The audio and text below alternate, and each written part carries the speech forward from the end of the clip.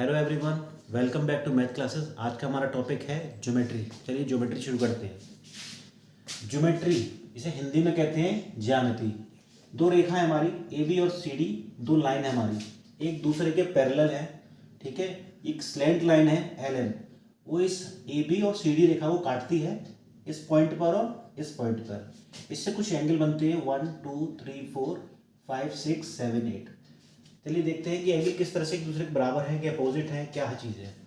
Corresponding angle, संगत कोण, angle angle 1 angle 5 के बराबर है।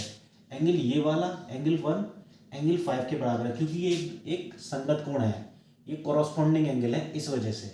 एंगल 2 हमारा एंगल 6 के बराबर है, एंगल 4 एंगल 8 के बराबर है, एंगल 3 एंगल 7 के बराबर है। अगर एंगल 1 60 डिग्री का है तो एंगल 5 भी 60 डिग्री का होगा। अगर एंगल 2 30 डिग्री का है तो एंगल 6 भी 30 डिग्री का होगा। एंगल 4 अगर 50 डिग्री का है तो एंगल 8 भी 50 डिग्री का होगा। एंगल 3 हमारा अगर 75 डिग्री का है तो एंगल 7 भी 75 डिग्री का होगा, संगत कोण होने की वजह से।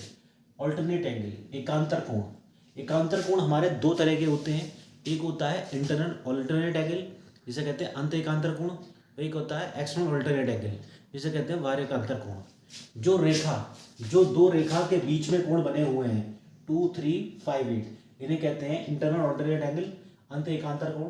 और जो रेखा के ऊपर बना हुआ है, रेखा के नीचे बना हुआ है 1 4 6 7, इसे कहते हैं हम बाह्य एकांतर कोण, मतलब एक्सटर्नल ऑल्टरनेट एंगल। चलिए देखते हैं।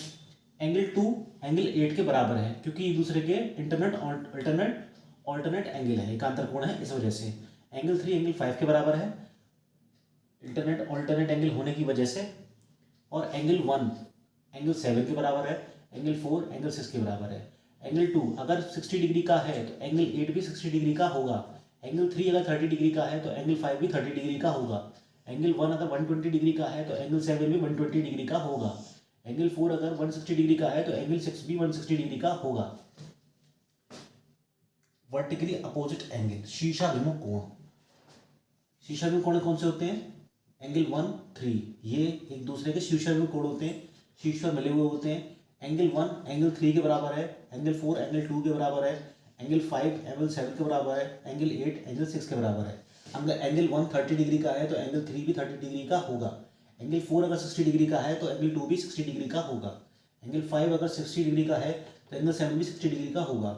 एंगल 8 अगर 120 डिग्री का है तो एंगल 6 भी 120 डिग्री का होगा। चलिए अब आगे देखते हैं नेक्स्ट टॉपिक को।